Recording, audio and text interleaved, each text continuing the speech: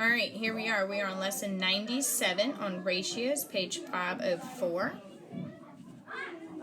under new concept. It says a ratio is a way of describing a relationship between two numbers. If there are 12 boys and 18 girls in a class, then the ratio of boys to girls in the class is 12 to 18. We often write ratios as fraction. We write the terms of the ratio in order from top to bottom. So since there are 12 boys, 12 would be on top, and there were 18 girls, 18 would be on bottom, because it asks the ratio of boys to girls. So boys would be on top, because that's the first number, to girls. We read the ratio 12 to 18. We don't read it 12/18 since we're talking about ratio. This is 12 to 18 ratio. We reduce the ratios same as we would reduce fractions. So since the 12 and the 18 are both divisible by 6, we divide 12 to 18 by 6, and we would get 2 to 3. So the ratio of boys to girls in the class is 2 to 3. This means for every 2 boys in the class, there are 3 girls. So here's an example. There are 12 girls and 16 boys in the class. What is the ratio of boys to girls? So boys will need to be on top. There are 16 boys and 12 girls. So we would have 16/12 because it asks for boys to girls. So the boys will have to be on top and the girls on the bottom. Now we reduce it by finding the greatest common factor, which is 4.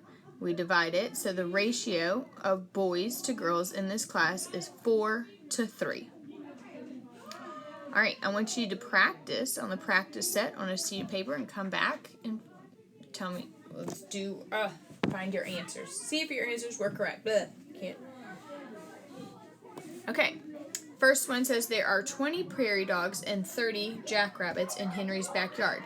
What is the ratio of jackrabbits to prairie dogs? So jackrabbits would be on top, be 30 to 20. We can reduce those by 10, and the ratio would be 3 to 2. That should be your final answer, 3 to 2.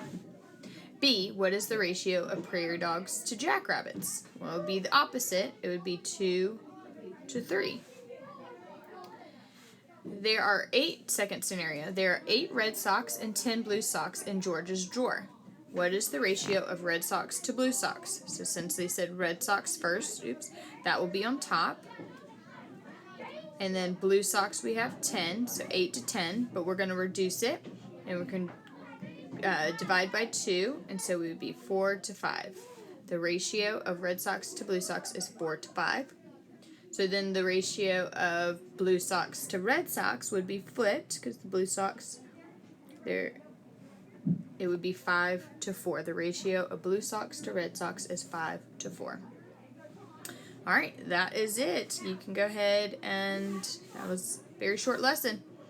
See y'all tomorrow. Toodles!